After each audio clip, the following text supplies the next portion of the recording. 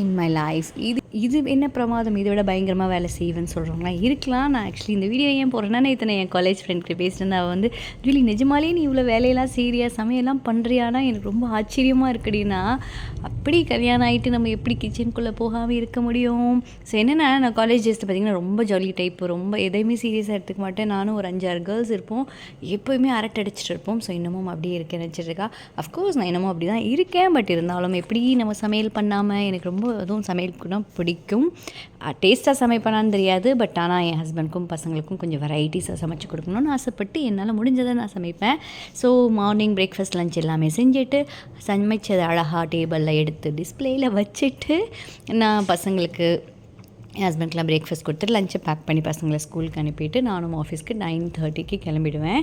So மத்தியானம் lunch break பார்த்திங்கன்னா 1 hour இருக்கும். நான் என் ஹஸ்பண்ட் வீட்டுக்கு வந்துடுவோம். ஏதாவது பசங்களுக்கு ஸ்நாக்ஸ் முடிஞ்சால் சமையல் செஞ்சு வச்சுட்டு நான் லஞ்சை சாப்பிட்டுட்டு திருப்பி ஆஃபீஸ் போயிடுவோம். ஈவினிங் 6-7 மணிக்கு ஆஃபீஸ்லேருந்து வீட்டுக்கு வந்து பாத்திரம் தேய்க்கணும்னா தேய்ச்சிட்டு, மாவு அரைக்கணும்னா மாவெல்லாம் அரைச்சிட்டு, டின்னர் இன்றைக்கி பார்த்திங்கன்னா மத்தியானம் சமைச்சதெல்லாம் கொஞ்சம் சைட் டிஷ் இருந்துச்சு, அதை வச்சு தோசையை ஊற்றி அட்ஜஸ்ட் பண்ணியாச்சு. அண்ட் தென் இந்த 40 days லென் டேஸ் பார்த்திங்கன்னா டெய்லி நைட்டு 9 to 10 o'clock வந்து அடரேஷன் இருக்குது சர்ச்சில். அந்த அடரேஷன் போய் இந்த டேவை முடிச்சாச்சு.